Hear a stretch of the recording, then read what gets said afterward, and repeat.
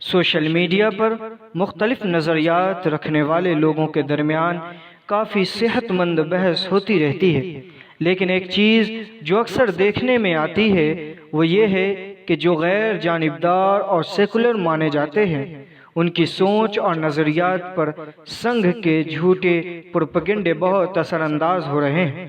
ہمارے پاس اس کی بہت سی مثالیں ہیں۔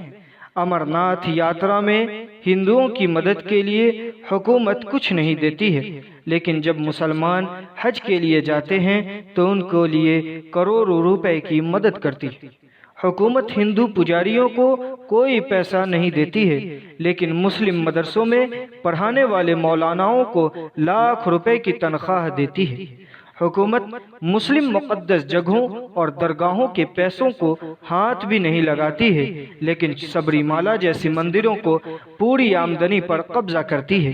ایسی بہت سی جھوٹی کہانیاں سوشل میڈیا اور سماج میں پرچار کی جا رہی ہیں۔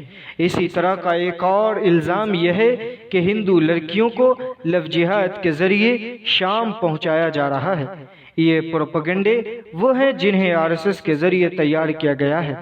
شام اور لو جہاد جیسے الفاظ برسوں سے ہندوستانیوں کے ذہنوں میں داخل ہیں، لیکن کیا آپ ہندوستان سے شام کی جانب اسمگلنگ ہونے والی صرف ایک لڑکی کا نام بتا سکتے ہیں؟ کسی ایک لڑکی کا بھی نام بتانا ممکن نہیں ہے، کیونکہ ایسا ایک واقعہ کبھی ہوا ہی نہیں ہے، لیکن یہ غلط پروپیگنڈے لوگوں کے ذہنوں میں ابھی بھی موجود ہیں۔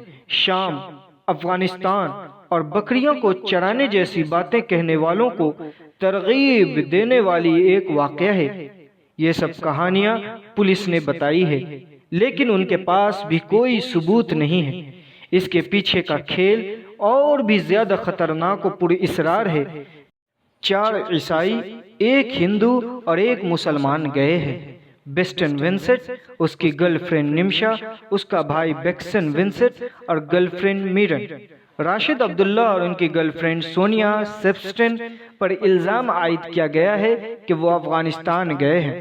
پولیس کا کہنا ہے کہ 2 نوجوان مرد اور 3 نوجوان خواتین اپنی مذہب تبدیل کیے۔ اگر آپ شام جاتے ہیں اور بکریوں کو چراتے ہیں تو آپ جنت میں جا سکتے ہیں۔ داعش کے جنگجوؤں کی بیوی بننا ایک نیک کام ہے۔ عیسائیت سے مذہب تبدیل کرنے والے کچھ لوگ ایسے سوچتے ہیں۔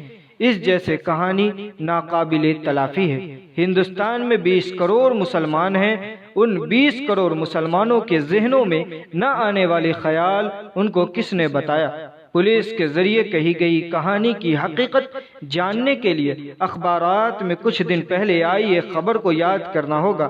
خبر میں شکایت کرنے والا ایک پولیس والا تھا اور اس کا اعلیٰ افسر مسلسل ایک خاتون کے گھر کو جعلی فون کال کر کے یہ کہنے کا مطالبہ کرتا تھا کہ میں افغانستان سے بات کر رہا ہوں۔ یہ واقعی حقیقت ہے کہ جو ہم سننے اور دیکھنے والے کہانیاں ہیں اس کے پیچھے ماہر سیکریٹ میکر اور ڈائریکٹر کا کام ہے۔